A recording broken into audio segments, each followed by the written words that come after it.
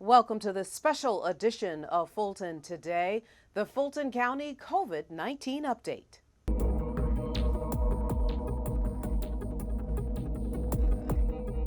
Month 2 of the national and international pandemic known as COVID-19 continues to impact Fulton County, its residents, its businesses, and of course, the Fulton County government. And as a result, Fulton County residents have been ordered to shelter in place.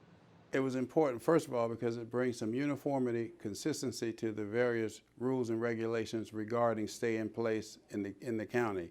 The cities are all over the place. So the fact also is that it's getting worse and worse. I think all of the medical professionals are telling us that it's getting worse, and what has worked through the years has been stay in place rules and guidelines. So Dr. Ford, in her role, in her professional opinion, decided that it would be best if she were to implement a countywide ordinance rule, which she did. And for us, we supported it because even though it applied countywide, we felt, and I felt in particular, that it was important for us to support what the Board of Health was doing to give it more strength and say to our citizens that, yes, this is the right thing to do. Fulton also passed a $10 million relief package for senior assistance, homelessness assistance, and small business relief. I challenged the manager and his team to scour the 2020 approved budget to find $10 million that we could use in 3 broad categories. Number 1, and first and foremost, additional relief, i.e. food for our seniors. Number 2, our homeless community, our homeless population, and number 3, some relief for our small businesses, in particular small businesses in the hospitality industry and our arts organizations as well. They're actually also small businesses. So that was a catalyst for me talking with the manager, and the good news is it was approved unanimously by the board. Now, for several weeks, Fulton County government has been operating with essential staff to ensure that those essential services are provided to Fulton County residents. Now, Dick Anderson has been leading the mission with this workforce. Sir, welcome to Fulton Today. Thank you, Shania. So, as I mentioned, you are leading this workforce through this very difficult time. How are things going? Well, this is unprecedented. I guess that's an overworked word now, but it truly is. These are uncharted waters. The leadership, our employees, and the citizens have never been in this situation before. But what I can report, and what I'm very encouraged by, is that we finished a all-day and into the night meeting with our Board of Commissioners. And everything that we presented to them was approved. And I take great solace in that, because these are very difficult decisions that they're having to make, and they make trade-offs between what we were planning to do versus what we must do. And what we're faced with now is a couple of 3 things. We know that we need a plan in Fulton County. Certainly the nation needs a plan, the state needs a plan, but so does our county. We presented a very detailed plan that really looked at the number of patients that may come online from this infection, the number of beds that would be required, the number of ICU beds, the number of ventilators. And all of those things really, I think, brought home how significant this event is.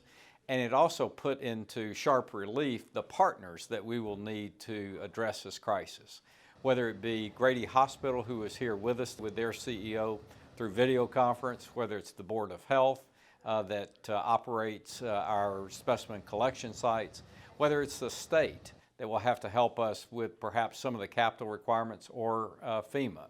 But all of those partners will be critical to being able to address this crisis. But having a plan was very, I think, key to understanding. So once we moved past that, we really then moved into the practical. We are running a specimen collection site now at Fulton County Airport. So we've doubled the amount of specimens that we're being able to collect on a daily basis. Of course, that means more people tested, more people finding out exactly what their status is. In addition to that, we are running for Fulton County the warehouse for personal protective equipment.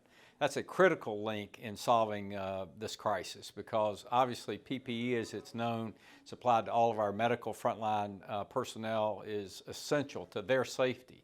So all of that equipment comes from either the strategic reserve that the federal government has, or we are purchasing on our own. So we are building that inventory and getting it out as quickly as possible. Lastly, what I would really underscore is that we made a fundamental proposal relative to our employees. Our employees are the lifeblood of this organization. And whether they are frontline workers in our jail, whether or not they are in public works serving customers as they always do in terms of water treatment, whether they're teleworking, or if they're in a category yet to be assigned where we've closed a library, we've closed a senior center, our Board of Commissioners supported our recommendation to continue to pay all of our employees, as well as they directed me to look at hazardous pay, which we will now do for those folks that are truly in a situation where their own health is threatened by this virus more acutely because of the jobs that they have. But I'm pleased to say that we don't face layoffs, we don't face disruption in income, because there is a great recognition of how valuable our employees are. And once this crisis is over, and it will pass, we need to reopen our libraries, reopen our senior centers, reopen our tax offices, reopen our art centers quickly. And we need to do that with the talent that we have. So I was very, very pleased that the Board of Commissioners agreed with our recommendation. And sir, our justice partners have modified their operations. Talk to us about that.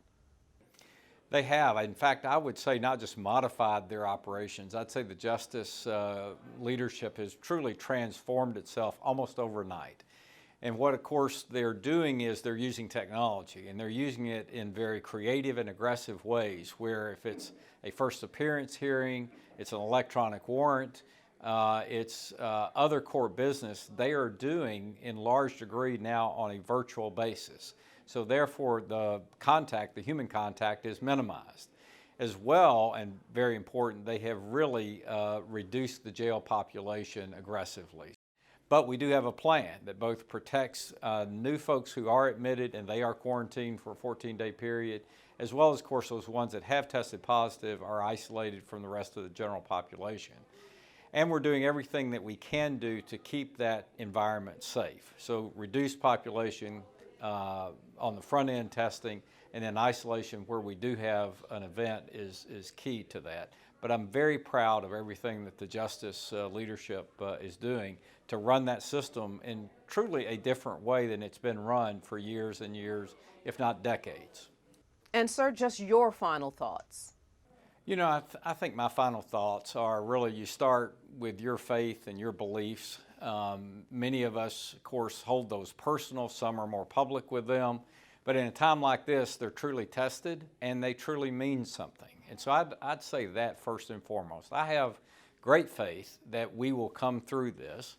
We will come through it probably better than we expect right now, because all we see right now is bad news.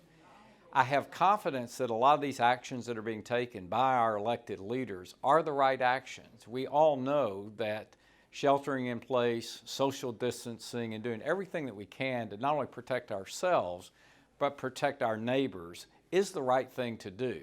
Is it easy to do? Is it natural? No, it's not, because all of us are used to going wherever we want to go, shaking hands, hugging. This is America, by the way, but right now, this is the challenge that we face, and America always rises to the challenge. My dad was a World War II veteran. I thank the good Lord that he went away and came back. I believe fully that we'll go through this in the same way, and perhaps these will be the stories that we tell our children and grandchildren.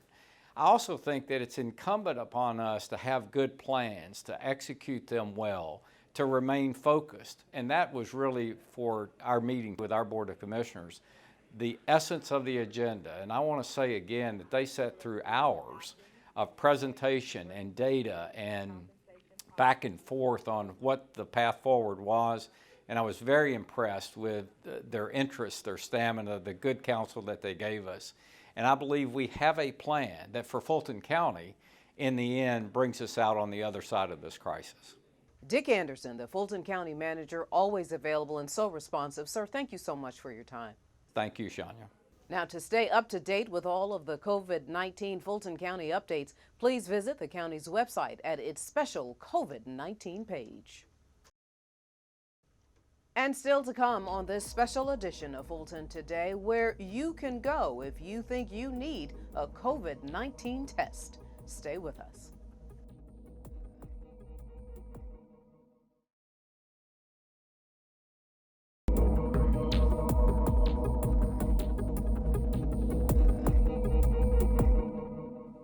Welcome back to this special edition of Fulton Today, the Fulton County COVID-19 update.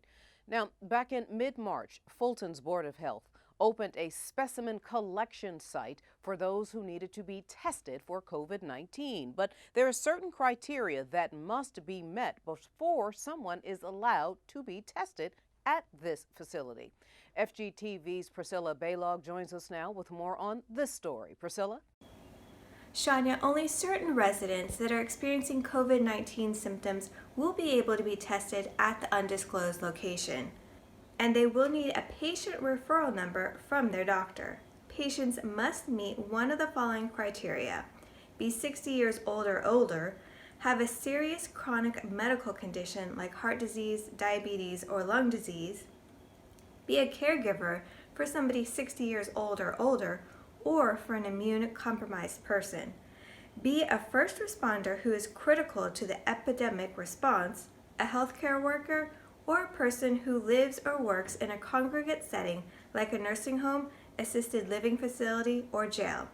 For any additional questions or information, please contact the Fulton County COVID-19 hotline at 404-613-8150 or go to fultoncountyboh.org. And Priscilla, let's now talk about some of those other services that the Board of Health typically offers. What's going on there? Shania, this is a very fluid situation, but for right now, the Center for Health and Rehabilitation is closed. WIC participants have been rerouted to Adamsville. The Neighborhood Union Health Center is closed, with WIC participants also rerouted to Adamsville. Health services at the North Fulton Service Center are closed, with WIC participants relocated to the North Fulton Regional Health Center. Oak Hill Child, Adolescent, and Family Center is closed, with WIC participants relocated to College Park Regional Health Center. WIC participants should call 404-612-3942 for more information. But monitor the Fulton County Board of Health website again for any additional closures or modifications. And finally, what have you learned about our behavioral health and developmental disabilities services?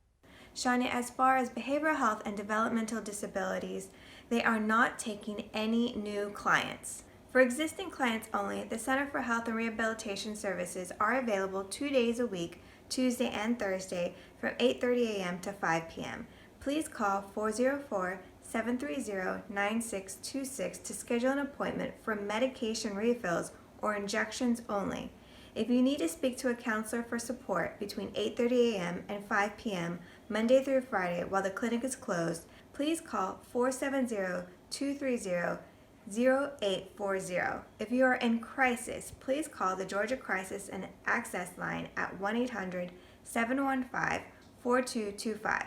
Help is available 24/7, 365 days a year. As far as behavioral health services for children, adolescents, and emerging adults, existing clients can maintain contact with their therapist via telehealth or over the phone. For questions, please call 404-612-9339. Reporting for FGTV, I'm Priscilla Baylog. All right, thank you so much for that update, Priscilla. And when we come back on this special edition of Fulton Today, details about what the county is doing to address those vulnerable populations. Stay with us.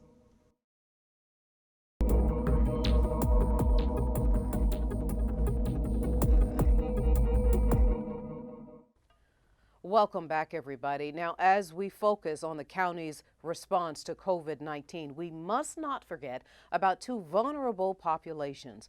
We're talking about those at the Fulton County Jail, including the inmates and the staff, and of course, the vulnerable population of our senior citizens.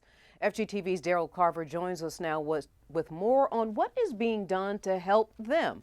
Daryl? Throughout this crisis, the Fulton County judicial system has faced a very, very unique challenge, Shania.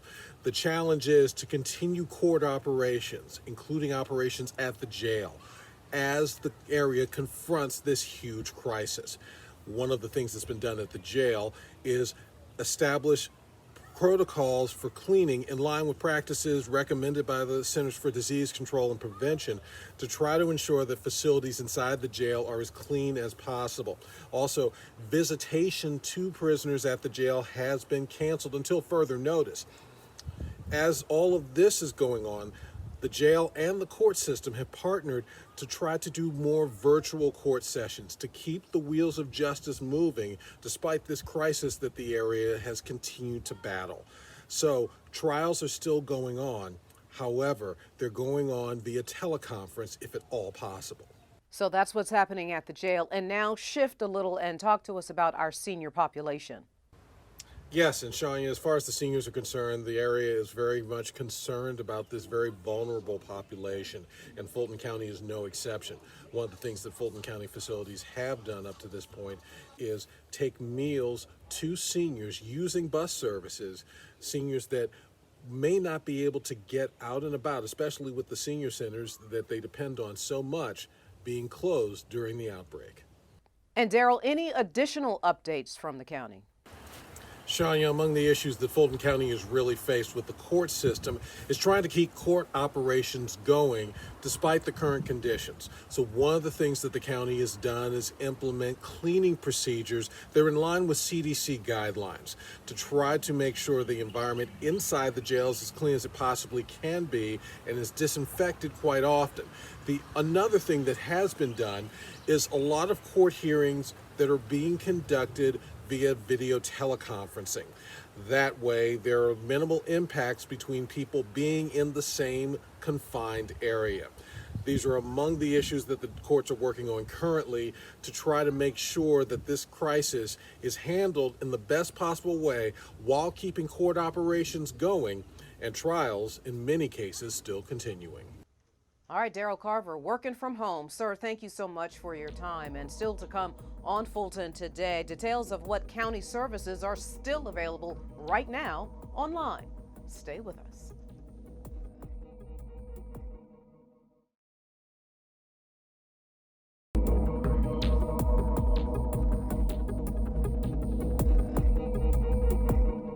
Though Fulton County is operating primarily with its essential staff to provide some of those essential services while many of the county facilities are closed, you can still conduct county business online. FGTV's Abrielle Beckham has that story. Abrielle? Shania, that's right. Fulton County has measures in place for those wanting to know where to go during this time. You can visit Fulton County website for a list of services on how to pay your water bill, passports, information to pay or research a tax bill, court fines, court documents, library, digital services, and many more. Again, for more information or concerns you may have, you can visit fultoncountyga.gov. I'm Abrielle Beckham reporting for FGTV. Now, before we go, our reminder that FGTV wants to connect with you online. Be sure to follow us on Facebook, Twitter, and Instagram for up-to-date Fulton County news. You can also watch a replay of this show and any other FGTV program anytime on our YouTube channel, so please do us a favor and subscribe. Well, that does it for this edition of Fulton Today. Thank you so much for watching. Join us each week for news around and about Fulton County. Be safe, everybody.